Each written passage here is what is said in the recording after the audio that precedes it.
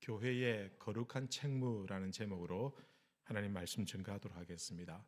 이제 설 명절 연휴가 시작되었습니다. 이미 마음은 고향 앞으로 가신 분들도 계시겠지만 오늘 주일 예배 자리에 나오신 우리 성도님들을 진심으로 환영합니다.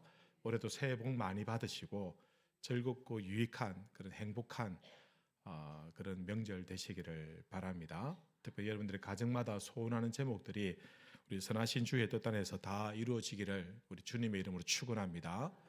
어떤 가난한 성도가 그 마음에 소원이 있었습니다. 그러니까 하나님께 간절한 마음으로 기도했습니다.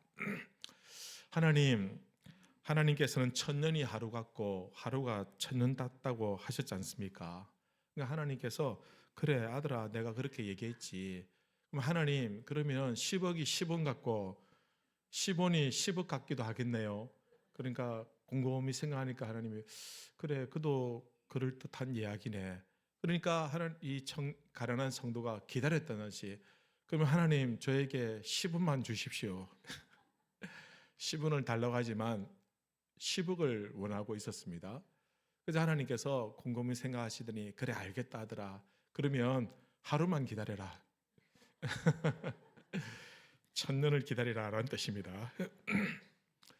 우리 성도도 여러분 행운, 요행 뭐 이런 것들이 있으면 좋죠. 기분 좋죠.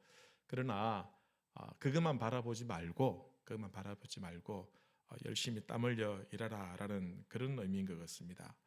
우리를 향한 하나님의 뜻은 어떤 것일까요? 여러분 마음에 소원이 다 있을 것인데 우리를 향한 하나님의 뜻은 우리가 잘 아는 말씀 중에 데살로니가서 5장에 보면 우리에게 이런 말씀하십니다. 항상 기뻐하라. 쉬지 말고 기도하라. 범사에 감사하라. 이것이 그리스도 예수 안에서 너희를 향한 하나님의 뜻이니라. 하나님께서 우리를 향한 것은 우리가 항상 기뻐하고 또 감사하고 또 기도하기를 원하신다라는 것입니다. 하나님께서는 너희들 우리 서로에게 또 원하시는 뜻이 있습니다.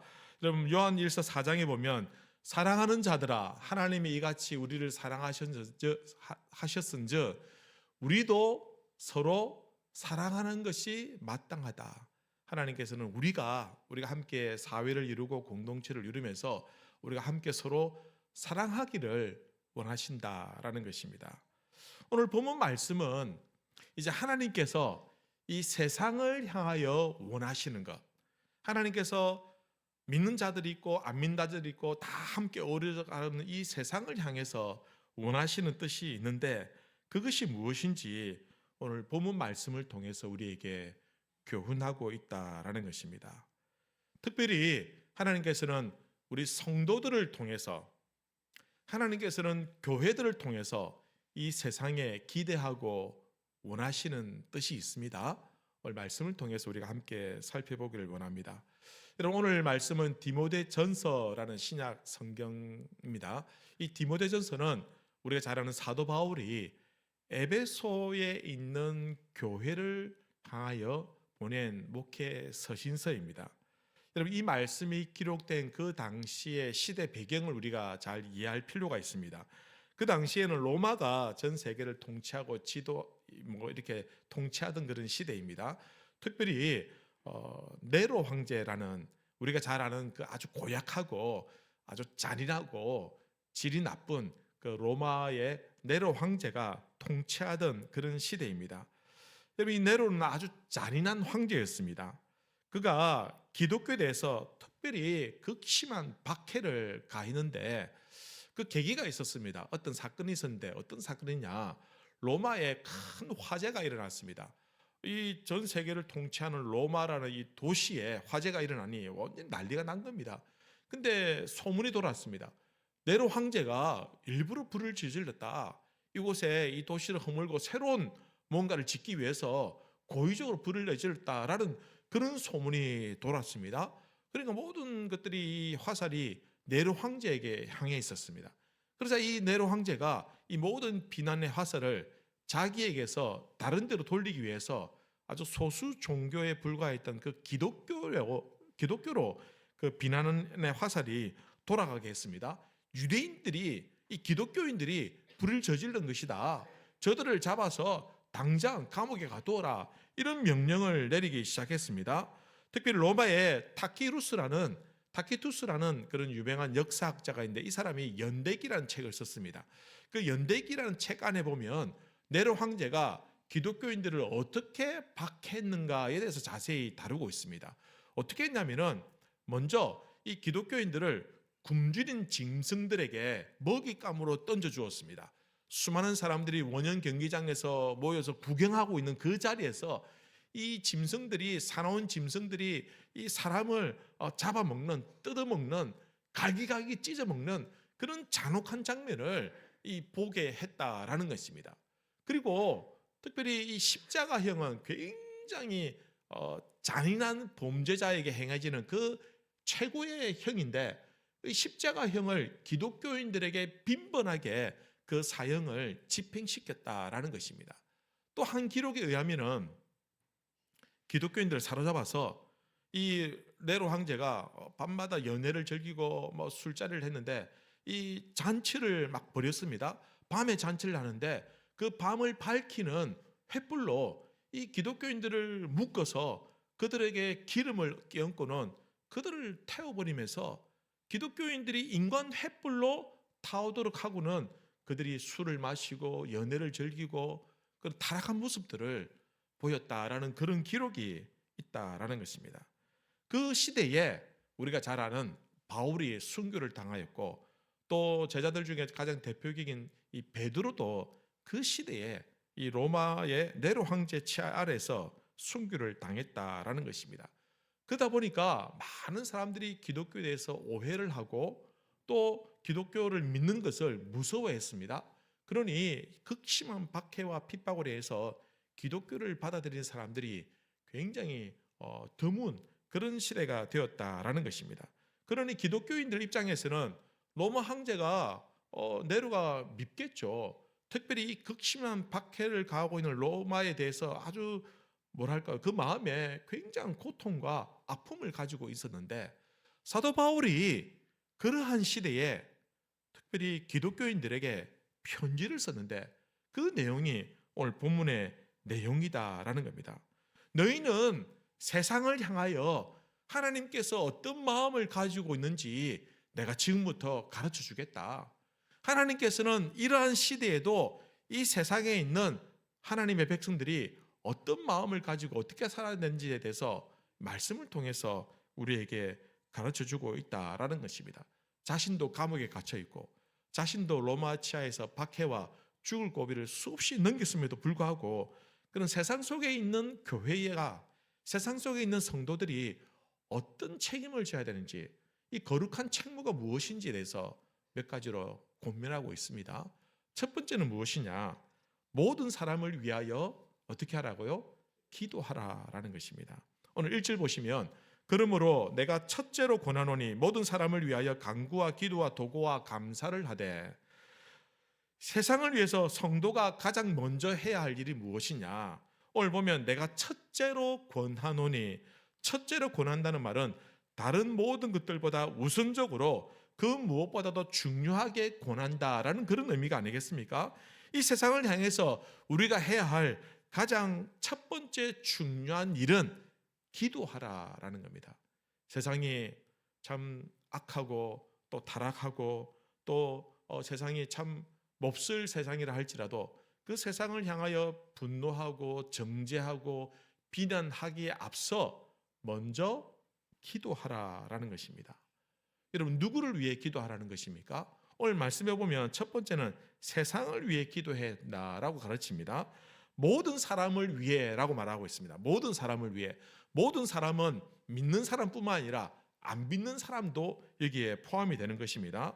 여러분, 교회 안에 있는 믿음의 형제 자매들만 위해서 기도할 것이 아니라 교회 밖에 믿음이 없는 분들을 위해서도 기도하라라는 것입니다. 나와 성향이 잘 맞는 사람뿐만 아니라 나와 정말 정반대 사람, 직장생활 할 때 나와 잘 맞는 사람도 있습니다. 하지만 나와 너무 안 맞아서 일할 때마다 부딪히고 불편하고 참 감정이 상한 그런 사람이라 할지라도 그 사람도 모든 사람에 들어가고 세상에 속하여 있으니 그들을 위해서 기도해야 된다라는 겁니다. 여러분 스데반이라는 예수님의 제자 7지사 중에 한 명이 스데반이 있었습니다. 이 스데반은 복음을 전하다가 유대인들에게 돌에 맞아 죽었습니다. 여러분 칼에 막 찔려 죽거나 총에 한 방 맞으면 그냥 빨리 죽을 것인데 돌에 맞아 죽으면요 죽을 때까지 극심한 고통과 아픔을 그렇게 겪으면서 서서히 죽어가게 됩니다. 근데 그가 돌에 맞아 죽어가면서 뭐라고 했냐면 하나님 나를 향해 돌을 던진 저 악한 사람들을 하나님 벌하십시오. 하나님 내가 주의 복음을 전하다가 돌에 맞아 죽는데 저 나쁜 사람들 가만 놔두면 안 됩니다. 이렇게 말하지 않았습니다. 오히려 그는 뭐라고 했냐면 주여 이 죄를 그들에게 돌리지 마옵소서. 예수님께서 십자가에서 그렇게 기도하셨거든요. 자기를 위해서 자기를 향해서 창을 찌르고 채찍질 가는 그들을 바라보면서 하나님 저들은 자기가 무슨 죄를 짓고 있는지 모릅니다. 저들에게 죄를 돌리지 마십시오 라고 기도하셨거든요. 그 예수님의 기도처럼 스데반이 그렇게 기도하고 죽었다라는 것입니다. 여러분 우리가 아는 사랑의 원자탄이라고 말하는 손양원 목사님이 계십니다. 이 손양원 목사님은 여수 순천 사건 때에 자신의 두 아들이 공산당에게 총살을 당하여 죽게 됩니다. 아들은 손동인과 손동신이라는 사랑하는 두 아들이 있었는데 이 두 아들이 기독교 신앙을 가지고 있다고 해서 그리고 반공주의 생각을 가지고 있다고 해서 이 안재선이라는 청년이 주도해서 이 두 아들을 총살시켜 죽여버렸습니다. 나중에 이들을 체포했습니다. 그리고는 이들이 재판을 받고 사형에 처해야 되는데 손양원 목사님이 나서서 그 안재선을 위해서 탄원을 하고 그리고 그를 용서해 달라고 하고 그리고 나중에는 자기의 양아들로 삼았습니다. 여러분 같으면 어떻게 할 것 같아요? 저 같으면 양아들 삼을 것 같아요. 양아들 삼아가지고 매일마다 방에 가다가지고 굶기면서 고문하고 니도 한번 뜨거운 맛을 봐라. 너 죽을 때까지 내가 복수하겠다. 저도 그렇게 할 것 같아요. 근데 그렇게는 하질 않겠죠. 근데 이 손양원 목사님 실제로 자기 양아들로 삼고 세상이 다 보고 있지 않습니까? 지금 무슨 퍼포먼스 아니냐? 목사라고 저렇게 하는 거 아니냐? 실제로 양아들 같이 여기고 그를 사랑하고 그를 밀어주고 후원해주는 그런 역할들을 했다라는 것입니다. 여러분이 가능할까요? 요즘에 식당에 가서 있지 않습니까? 아이들이 막 뛰어놀고 소리 지르면 어떤 부모들이 야, 너 여기서 조용히 해야 돼요. 이러면 되는 거 아니야? 너 어디서 큰 소리 지르고 그래? 너 자리 가서 조용히 있어. 이렇게 하면은 아가 울잖아요. 그러면 그 동시에 그 아이의 엄마 아빠가 뛰어와가지고 당신이 뭔데 우리 아이에게 뭐 혼을 냈냐며 소리 지냐면서. 여러분 요즘 시대 그런 시대 아닙니까? 그래 잘못했다 치자. 근데 당신은 무슨 자격으로 그렇게 하느냐? 그럼 아이들 조금만 다쳐도 완전 난리 나지 않습니까? 어린이집에서 뭐 하나 다쳤다 하면 전화하고 완전 원장 뭐 사과하라 해서 뭐 치료비 다 받아내고 막. 요즘 시대가 너무 아이들이 귀하다 보니까 그런 시대가 되었습니다. 물론 이해는 합니다만은 그러나 정말 이렇게 할 수 있을까? 원수 같은 사람을. 여러분 그래서 우리의 기도의 대상은 한계가 없다라는 것입니다. 여러분 성도의 기도의 범주는 자기 울타리를 넘어서야 됩니다. 내 울타리 안에 있는 사람들만 위해서 기도하는 것이 아닙니다. 내 울타리 밖에 있는 사람들을 위해서도 우리 성도는 기도할 수 있어야 된다라는 것입니다. 비록 나를 힘들게 하는 이웃이라 할지라도. 여러분 두 번째는 누구를 위해서 기도했냐? 오늘 말씀해 보면 위정자들을 위해서 기도하라라고 말씀하고 2절에 보시면 임금들과 높은 지위에 있는 모든 사람을 위하여 하라. 이들을 위해서 기도하라는 것입니다. 여러분 위정자들을 위해서 기도하라는 말씀을 로마서 13장에 보면 이렇게 기록하고 있습니다. 각 사람은 위에 있는 권세들에게 복종하라. 권세는 하나님으로부터 나지 않음이 없나니 모든 권세는 다 하나님께서 정하신 바라. 성경에 보니까 모든 권세는 하나님께서 정하시고 하나님께 주셨다라는 것입니다. 그래서 그 권세가 이로운 권세이지 혹은 악한 권세라 할지라도 복종하라는 것입니다. 로마 치하에서 10대에 걸쳐서 악한 황제들이 그렇게 오랜 기간 동안 기독교인들을 박해하고 고문하고 핍박했지만 그들은 조직적으로 무력으로 봉기한 적이 없습니다. 오히려 철저히 그 박해를 기꺼이 받아들였습니다. 왜? 모든 권세에 순종하고 복종하라는 말씀이 있었기 때문입니다. 여러분, 우리나라가 좋은 나라가 되고 강한 나라가 되고 부국강병하고 또 행복한 나라가 되기를 다 원하실 것입니다. 여러분, 위정자들이 부패하고 타락하고 그리고 그들이 부도덕하게 되면 나라가 어지럽게 될 것이고 어려움을 겪지 않겠습니까? 여러분, 그렇게 되면 그 모든 결과는 영향들을 우리 국민들이 다 고스란히 다 받아들이게 되는 겁니다. 어떤 분들은 이런 고약한 생각을 가지고 있는 분들도 계시는 것 같아요. 지금 내가 정권이 마음에 안 든다. 난 지금 대통령 마음에 안 든다. 그래서 그가 한번 실수하길 바라고 한번 잘못을 크게 저질러서 한번 끄집어 내렸으면 좋겠다. 여러분, 이건 정말 바보 같은 어리석은 생각입니다. 만약에 그들이 위정자들이 잘못하고 여러분 잘못된 정책이나 잘못된 결정을 해서 나라가 어려움을 겪게 되면 그 모든 피해는 국민들이 다 우리가 다 받게 되는 겁니다. 그래서 그 권세가 하나님께 주셨다라고 한다고 한다면 내 마음에 들든지 안 들든지 위정자들을 위해서 뭘 해야 된다고요? 기도해야 된다라는 것입니다. 이게 하나님의 뜻이다라는 것입니다. 하나님께서는 구약 성경에 보면 이 유다 백성들이 이스라엘이 하나님 앞에서 범죄하고 타락했을 때 그들을 심판하셨는데 그 심판하실 때 그 심판의 막대기를 어떤 것을 사용했냐면 바벨론이라는 아주 잔인하고 아주 호전적인 그러한 강대국을 통해서 이스라엘을 심판하셨습니다. 그래서 이 느부갓네살 왕이 이 바벨론 왕이었는데 이 이스라엘을 공격해가지고 수없이 많은 사람들을 죽이고 학살하고 많은 사람들을 포로로 끌고 가고 성전을 철저히 파괴시켰습니다. 이스라엘 백성들은 하나님 왜 우리에게 이런 일이 있습니까? 그들이 범죄하고 타락했기 때문에 하나님께서 심판하셨는데 하나님께서는 이 바벨론이라는 이방 나라의 그 권세를 통해서 하나님의 일들을 이루시더라는 겁니다. 나중에 70년이 지나고 이스라엘 백성 다시 포로로 끌려간 사람 다시 돌아오게 되는데 그때는 바사의 고레스라는 왕을 통해서 하나님께서 이 일을 하셨습니다.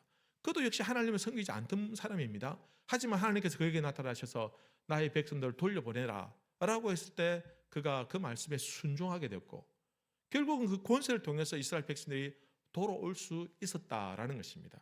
우리가 잘 아는 다니엘 이야기가 있지 않습니까? 다니엘이 있을 때 다니엘이 사자굴에 던져지고 또 나중에 뭐 이렇게 살아나고 하는 그런 이야기를 잘 알고 있어요. 그때의 왕이 누구냐면 이 메대의 다리오 왕이라는 왕입니다. 이 다리오 왕이 있을 때에 이 다니엘이 총리로 쓰임 받기도 하였고 때로는 그가 모함을 받아서 사자굴에 던져지기도 했지만 그가 다시 살아나게 되는 그 중심의 정권을 권세를 쥐고 있는 사람이 누구냐? 바로 이방 나라의 다리오 왕이다라는 겁니다. 그는 나중에 이스라엘 백성들이 성전을 다시 짓겠다라고 했을 때 그것을 지원해주고 허락을 해주기도 하였다라는 것입니다.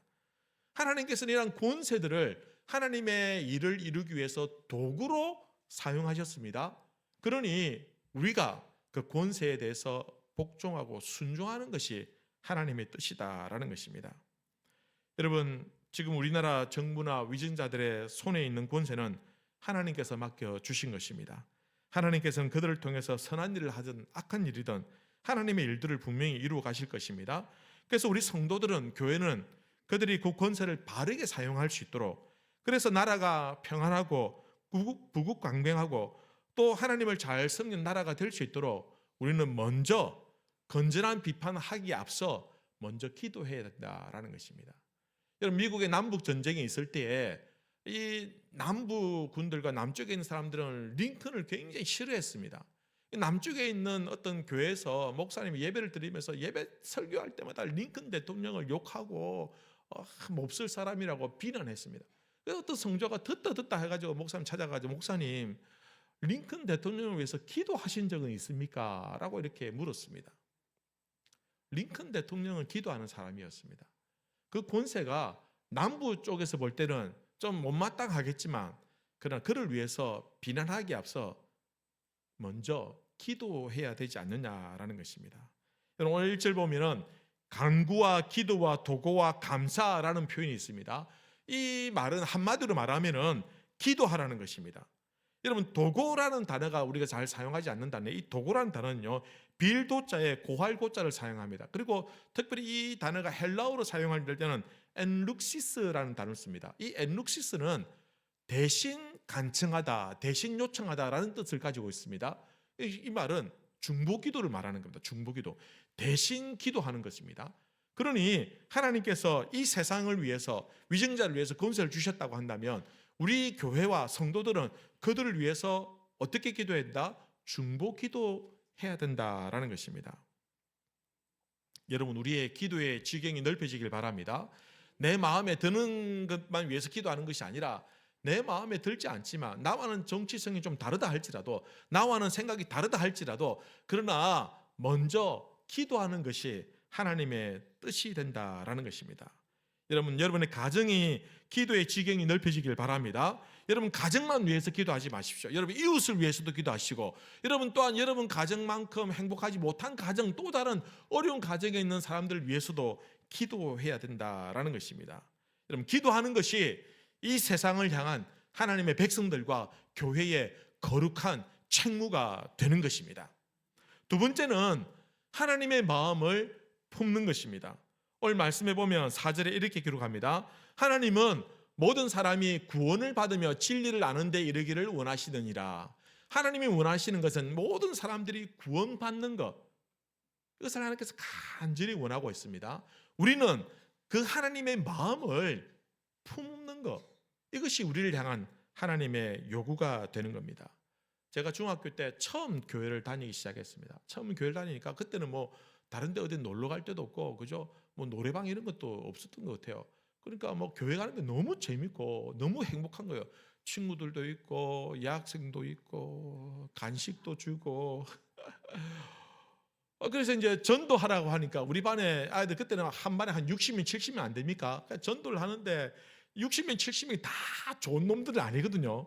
그래서 제가 전도를 하는데 누굴 줬냐면 공부 잘하는 놈부터 해가지고 인기 많은 놈들 그리고 나하고 좀 잘 맞는 아이들, 그죠? 내 수준에 좀 맞는다라고 생각하는 이런 아이들 전도하는데, 혹시 공부도 못하고 인기도 없고 좀 피해가 될 만한 그런 고약한 욕 많이 하는 애들, 이런 애들이 옆에 듣고 교회 같이 가자고 할까 싶어서 걔들한테는 딱 비밀로 하고 입을 딱 닫아 버렸어요. 그래서 제가 생각할 때는 저런 녀석들은 교회 오면 안 된다. 쟤는 교회 오면 교회를 시끄럽게 할 것이다. 교회가 난장판이 될 것이다. 절대 오면 안 된다. 그러면서 걔들한테는 전도 안 했어요.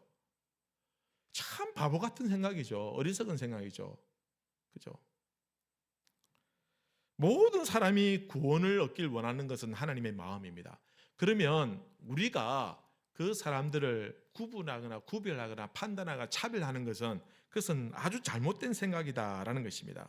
이런 모든 사람이 구원받기를 원하는 그 하나님의 눈으로 우리가 사람을 바라보면은, 그런 마음으로 사람을 향해 바라보면은 그 사람의 껍데기가 보이잖아요. 그 사람의 외모가 어떻고, 그 사람의 성격이 어떻고, 그 사람이 얼마나 가졌냐, 얼마나 좋은 직장이 다녔냐, 이게 하나도 중요하잖아요. 하나님의 마음으로 그들을 바라보면 그 영혼을 보게 됩니다. 그러면은 한 영혼 한 영혼은 모두가 다 똑같이 소중하고 천하보다 귀한 생명이 되는 것입니다. 그러니 잘난 사람뿐만 아니라 병약한 사람, 부족한 사람 누구라도 우리의 전도의 대상이 되는 겁니다. 하나님께서는 모든 사람이 구원받길 원합니다. 여러분, 예수님께서 이 땅에 오셨을 때 전도하고 병자를 고치고 온 갈릴리 지방을 다 돌아다니시는데, 먼저 예수님께서 예루살렘이라는 수도에 가가지고 잘난 사람들, 돈 많은 사람들, 인기 있는 사람들, 좀 유명한 사람들, 이런 종교 지도자를 먼저 만나지 않으셨어요. 예수님께서는 먼저 갈릴리 그 촌동네 가가지고 어부들 만나고, 그 거친 사람들 만나고, 가난한 사람들 만나고, 병자들 만나고, 배우지 못한 사람들 만나면서 그들에게 말씀을 전하시고 그들의 병을 고쳐주시고 그들을 먼저 구원하는 일에 앞장서셨다라는 것입니다. 이게 하나님 아버지의 마음인 거예요. 여러분, 우리 성도들도 교회도 오늘 이 시대에 그런 교회가 되어야 됩니다. 그런 아버지의 마음을 품어야 되는 것입니다. 그래서 우리나라에, 우리 세상에 여러분 모든 사람들이 다 구원의 대상이 되는 겁니다. 하나님의 마음이 그들을 향해 있기 때문에 우리가 해야 할 일은 그 일들을 해야 되는 것입니다. 여러분, 사람을 이해하고 용납하고 사랑하는 것은 우리 힘으로는 잘 안 돼요. 우리 인격으로는, 우리 성품으로는 정말 이게 잘 안 돼요. 한번 잘하려고 마음 먹고 사랑하려고 막 했는데 말 한마디에 그냥 삔또 상해가지고 뭐 그러면 그렇지 니까지 하면서 이게 우리의 심정 아닙니까? 그러나 하나님의 마음이 그 영을 하나님의 마음의 눈으로 바라보면은 그 마음이 우리 안에 들어오게 되면은 그 사람을 사랑할 수 있는 힘이 생기게 되는 겁니다. 여러분 모든 사람이라는 것은 그 안에 내가 좋아하는 사람도 들어가고 내가 별로 안 좋아하는 사람도 들어갑니다. 여러분 나와 친한 사람도 들어가고 불편한 사람도 들어가고 나에게 유익이 되는 사람도 들어가고 나에게 피해를 주는 사람도 그 모든 사람 안에 들어가고 착한 사람도 들어가고 나쁜 사람도 들어가고 여러분 건강한 사람도 들어가고 병약한 사람들도 들어가고 성격이 좋은 사람도 들어가지만 성격이 고약한 사람들도 그 모든 사람 안에 들어가게 되는 것입니다. 하나님께서는 그 모든 사람이 구원받기를 원하셨습니다. 그래서 우리도 구원받은 건 아닙니까? 우리도 그 모든 사람 안에 들어가 있었기 때문에 구원받은 것이죠. 만약에 우리도 착한 사람만 구원한다 이렇게 딱 기준하면 우리는 구원받지 못할 수도 있어요. 여러분 똑똑한 사람만 구원받나 하면은 나는 거기에 못 들어갈 수 있어요. 아이 목사님 무슨 사람 제가 얼마나 똑똑한데요. 내가 얼마나 착한데. 여러분 경쟁 사회 보면요 아이들이 그런데요. 여러분 한 명 제끼면 또 한 명 제끼고 한 명 제끼고 또 제끼다가 나중에 제일 마지막에 자기가 제끼지는 겁니다. 이게 사회라는 겁니다. 여러분 우리가 하나님 앞에 내세울 것이 뭐 대단한 게 있겠습니까? 우리가 정말 하나님의 은혜와 사랑과 긍휼이 아니었다고 한다면 정말 모든 사람이라는 그 범주가 형되지 않았다고 한다면 우리가 과연 어떻게 구원받을 수 있었겠냐라는 것입니다. 네덜란드의 코리 텐 붐이라는 여자분이 있었습니다. 2차 세계대전 때에 이 네덜란드가 독일에 점령당했을 때 이 텐 붐의 그 가족들이 유대인들을 그 네덜란드에 있었던 유대인들을 숨겨주었습니다. 자기 집에 몰래 숨겨줘가지고 이 독일이 유대인들을 인종 청소하듯이 학살했는데 자기 집에 숨겨서 도망 보내고 이렇게 하다 보니까 거의 한 800명이나 되는 사람들을 도와주었다라는 것입니다. 근데 누군가가 밀고를 해가지고 이 코리텐 붐의 온 가족들이 다 같이 강제 수용소로 잡혀가게 되었습니다. 언니는 다른 수용소에 끌려갔습니다. 이 언니가 베시라는 언니인데 이 언니가 다른 수용소에 끌려가가지고 거기서 결국은 죽게 되었습니다. 이 붐이란 이 여자분은 겨우 참 고생 끝에 겨우 풀려나게 되었는데 그가 참 기독교 신앙을 가지고 있었기 때문에 그가 겪었던 일들을 간증하면서 이렇게 다녔습니다. 한 번은 독일 지역에 있는 어떤 교회 가서 간증을 하는데요. 그 간증을 다 하고 났는데 끝나고 났는데 어떤 남자가 자기에게 다가오는 겁니다. 그리고는 그 남자가 자기에게 이렇게 말하는 겁니다. 저는 당신이 있었던 그 수용소에 간수로 있었습니다. 라고 말하는 겁니다. 그러자 그 말을 듣는 동시에 이 붐이 몸이 얼어붙어 버릴 겁니다. 그곳에서 박해를 당하고 학대당했던 그 모든 기억들이 주마등같이 다시 스쳐 지나가니까 너무 고통스러운 거예요. 그러면서 이 남자가 하는 말이 저는 당신의 설교를 읽고 내가 하나님께 용서받았다는 것을 알게 되었습니다. 이제 당신도 저를 진짜 용서해 주실 수 있습니까? 라고 이렇게 말하는 겁니다. 그래서 이 코리텐 붐이 잠시 마음에 참 기도를 하면서 하나님 저는 이 사람을 용서할 수 없습니다. 솔직히. 하지만 용서라는 말씀에 순종할 수 있습니다. 그리고는 그의 손을 잡아주면서 뜨거운 눈물을 흘렸다라는 것입니다. 여러분 하나님은 우리의 원수까지도 구원받길 원하십니다. 여러분 우리의 원수 그 사람은 언젠가는 구원받으면 나중에 만나게 될 겁니다. 어디에서요? 천국 가서 만나게 될 겁니다. 그때 표정 관리 어떻게 하시겠습니까? 원수를 그곳에서 만났는데. 그러니 힘 빼지 마시고 하나님의 마음으로 그 영혼을 품을 수 있는 우리 성도님들 되시길 바랍니다. 여러분 왜 우리가 하나님의 이러한 마음에 관심을 가져야 됩니까? 왜 그렇게 되면 나는 싫은데요. 나는 못하겠어요. 하나님은 하나님이니까 하실 수 있다 치고 저는 도저히 못하겠어요. 아니요. 우리가 하나님의 마음에 관심을 가져야 됩니다.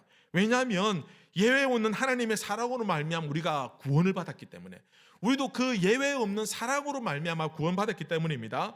또 하나는 우리는 심판자가 아니라 우리는 하나님의 정인으로 부름을 받았기 때문이다라는 것입니다. 또 다른 하나는 하나님께서 이 세상을 변화시킬 때 하나님의 전략, 하나님의 방법이 무엇이냐? 바로 원수를 사랑하는 그 마음, 모든 사람들을 구원하고자 하는 그 마음, 그 하나님의 마음이 이 세상을 변화시키더라라는 것입니다. 여러분, 숱한 제국들이 일어섰을 때에 온 세상을 무력으로 통치하려고 했습니다. 그리고 강압적으로 통치했습니다. 그 기간이 몇십 년, 몇백 년 갔습니다만 결국은 다 실패하더라는 것입니다. 여러분, 세상의 방법으로는 세상이 변화되지 않습니다. 힘으로는, 무력으로는 변화되지 않습니다. 그래서 하나님께서는 성도들이 이 세상을 위해서 기도하라라고 말씀하십니다. 원수 같은 로마를 위해서 기도하라는 것입니다. 하나님께서 하늘에 12영도 되는 천사를 보내가지고 로마를 그냥 싹 쓸어버려도 되겠지만 하나님 그 방법으로 로마가 변화되지 않는다는 걸 잘 알고 계셨습니다. 그래서 하나님께서는 복음을 통해서, 주님의 사랑을 통해서 이 로마를 변화시키더라는 겁니다. 숱한 핍박과 박해가 있었습니다. 10명의 황제가 지나가면서 그렇게 핍박하고 박해했지만, 그러나 교회는 그 권세에 순종하고 오히려 하나님의 마음으로 모든 사람이 구원 얻기를 바라는 그 마음으로 기도할 때에 복음의 능력이 그 로마를 뒤집어 놓고 변화시키더라라는 것입니다. 사랑하는 성도 여러분, 우리 하나님은 그의 백성들이 이런 하나님의 마음을 가지길 원하십니다. 여러분, 모든 세상 사람들이 구원받기를 원하십니다. 우리가 하나님의 마음을 조금이라도 이해한다고 한다면, 그 마음을 품었다고 한다면 세상의 영혼들을 이해할 수 있고 용납할 수 있고 품을 수 있다라는 것입니다. 마지막 세 번째는 우리 교회와 성도들이 세상을 향하여 감당해야 될 책무가 무엇이냐, 바로 피스메이커가 되는 것입니다. 5절 말씀 보시면 하나님은 한 분이시요 또 하나님과 사람 사이의 중보자도 한 분이시니 곧 사람이신 그리스도 예수라. 여러분, 하나님과 원수되었던 우리 사이에 중보자로 오신 예수님께서 피스메이커가 되어 주셨습니다. 하나님께서는 죄에 대해서 사망이라는 심판을 선고하셨습니다. 하나님은 변치 않는 분이고 하나님은 온전하신 분이고 완전한 분입니다. 하나님은 우리 인간을 사랑하시지만 그러나 죄는 미워하시고 죄는 혐오하시고 죄의 대가는 사망이라고 정해 놓으셨습니다. 하나님의 변덕을 부릴 수가 없는 분이에요. 그래서 우리가 타락하고 죄로 말미암아 멸망당해야 되지만, 그러나 하나님은 예수 그리스도를 우리에게 보내주셔서 예수님이 하나님과 우리 사이에 중보자가 되어 주심으로 말미암아 우리가 죽어야 되는데 예수님께서 대신 피 흘려 죽어주심으로 말미암아 그 모든 죄를 사하여 주시고, 그리고 하나님과 우리 인간 사이를 다시 화목해 주셨습니다. 그게 예수님의 중보 사역의 핵심이 되는 겁니다. 하나님께서는 오늘 이 세상에서 살아있는 우리 성도들과 교회들도 그 역할을 감당하기를 원하십니다. 우리를 먼저 구원하시고 하나님의 사랑을 통해서 우리를 사랑해 주시고, 그리고는 이제 너희도 세상 속에서 그 사랑으로 나와 세상을 화목시켜라. 이게 교회가 받은 사명이다라는 것입니다. 마태복음 5장에 보면 화평하게 하는 자는 복이 있나니 그들이 하나님의 아들이라 일컬음을 받을 것이요. 반대로 하나님의 아들은 어떤 일을 한다고요? 화평하게 한다. 화평하게 하는 일이 하나님의 자녀들의 일이 된다라는 것입니다. 그런데 어떤 사람들은요, 이 피스메이커가 아니라 트러블 메이커가 되는 사람들도 있습니다. 사람들 사이에 갈등을 일으키고 또 사람들을 불편하게 만들고, 어떤 사람은 직장에서 참 직장생활 제대로 못해서 교회 다니는 거 다 아는데, 성도라는 거 다 아는데 그곳에서 손가락질 당하고 하나님 영광을 가리는 그런 사람들도 있습니다. 가는 곳마다, 그 사람이 지나가는 곳마다 분쟁이 일어나고 갈등이 일어나고 이런 일을 하는 사람들도 있습니다. 여러분, 제가 고등학교 때 이 고등학생들이 자체적으로 회의를 했었어요. 요즘은 잘 그렇게 안 합니다만, 회의를 하면요 참 또 고지식하게 이 학생들이 이 만국통상회의법을 어디서 배워와가지고 그 회의법대로 다 그대로 하려고 하는 거예요. 여러분, 뭐 대단한 게 있다고 아이들이 그 회의하는데 뭐 통상회의법 거들먹거리면서 그 원칙들 알겠습니까? 뭐 거리가 있으면 반대하면 개의가 있습니다. 또 반대하면 재개의 있습니다. 제재개의 있습니다. 그러니까 아이들이 헷갈리는 거예요. 근데 어떤 형님이 이 법에 굉장히 능통한 형님인데, 이 형님이 앉아가지고 뭐 회의하면 앞에서 회장이 회의할 때마다 실수할 수 있잖아요. 할 때마다 손들어가지고 틀렸다고 했었고, 할 때마다 손들어가지고 잘못했다고 얘기하고, 그렇게 하면 안 된다고 하고, 그러니까 10분 만에 끝날 회의를 갖다가 1시간씩 하고 하니까 아이들이 막 다 질려가지고 막 그 형님만 보면 막 슬슬 피하고 막 죽겠는 거예요. 자기는 똑똑하다고 생각했죠. 자기는 똑똑하다고 했지만 사실은 똑똑한 게 아니고 진짜 고약한 사람입니다. 고약한 사람. 그리고 우리 성도들이 세상 속에서 살아가는 때에 우리가 바르게 하려고 하고 정직하게 하려고 하다 보면 뭔가 잘못된 것에 대해서 지적하게 되고 얘기하게 되고 잘못된 것이라고 이제 사사건건 꼬투리 잡을 때가 있을 수 있습니다만은, 그러니까 여러분 그게 똑똑해서가 아니에요. 못돼 먹어서 그래요. 못돼 먹어서. 여러분 화평을 이루는 것이 더 중요합니다. 여러분 갈등을 회피하라는 것 아닙니다. 정직하게 해야죠. 바르게 해야죠. 하지만 더 중요한 것은 화평을 이루는 것이 더 중요하다라는 것입니다. 여러분 사람들 보면은 불씨 같은 그런 갈등이 일어날 때가 있습니다. 그 불씨 같은 갈등이 일어날 때 두 종류의 사람이 있습니다. 어떤 사람은 바람 같은 사람이 있고 어떤 사람은 비 같은 사람이 있습니다. 바람 같은 사람은 어떤 사람입니까? 불씨를 온 천지방망이 다 흩날려가지고 여기도 불나게 만들고 저기도 불나게 만들고 온 천지 불나게 하는 사람입니다. 그러나 비 같은 사람은 그 불씨를 확 꺼버립니다. 그리고 그 땅에 새로운 생명의 씨앗이 싹을 이루게 하는 것이 그게 비 같은 사람이다라는 것입니다. 우리 사랑하는 성도들은 비 같은 사람이 되시길 바랍니다. 여러분 화평케 하는 비결은 단순히 성격이 좋고 협상력이 뛰어나다고 해서 화평케 하는 것이 아닙니다. 화평케 하는 것은 바로 먼저 죽는 것입니다.